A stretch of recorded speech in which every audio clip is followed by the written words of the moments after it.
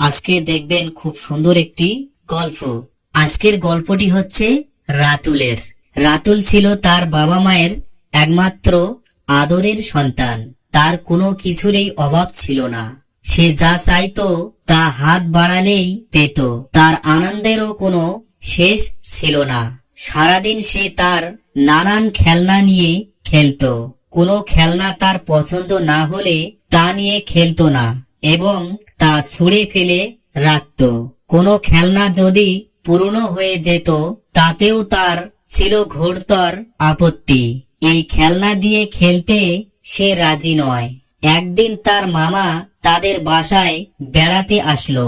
তিনি রাতুলের এই সব দেখে অনেক কষ্ট পেল।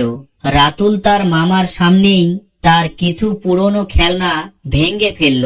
মামা এটি দেখে তাকে তার ভাঙ্গা এবং পুরনো কিছু খেলনা সহ নিয়ে গেলেন পাশের একটি বস্তিতে।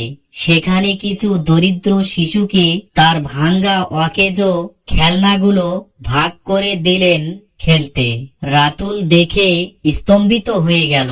সে যে সব খেলনা ছুঁয়ে দেখতে চায় না তা অনেকের কাছে 7 রাজার ধনের মতো। খেলনার জন্য তারা হুড়োহুড়ি এবং হালকা ঝগড়াও শুরু করলো একে অপরের সাথে। এটি দেখে রাতুল তার ভুল বুঝতে পারলো। সে ঠিক করলো যে তার যা আছে তা সুন্দরভাবে ব্যবহার করবে। কোনো কিছুই অকারণে অবহেলায় নষ্ট করবে না। কিছু থাকার পরে আরো বেশি পাওয়ার জন্য চিৎকার চেঁচামেচি করবে না। কেননা যা তার কাছে ছোট বলে মনে হয় তা অনেকে ছুঁয়ে দেখারও সুযোগ পায় না। আসুন আমরা আমাদের যা আছে তার সুষ্ঠু এবং পরিপূর্ণ ব্যবহার করি। কিছু নষ্ট করার আগে একবার ভেবে দেখি তাদের কথা যারা তাদের প্রয়োজনটুকু পাচ্ছে না। নিজের জন্য যতটুকু প্রয়োজন তা থাকলে বাড়তিটুকু, বিশেষ করে যে সব বস্তু আমরা অবহেলায় ফেলে রাখি তা অন্যদের দেই। হয়তো এতেই তারা তাদের জীবনে অনেক কিছু পেয়েছে বলে মনে করবে।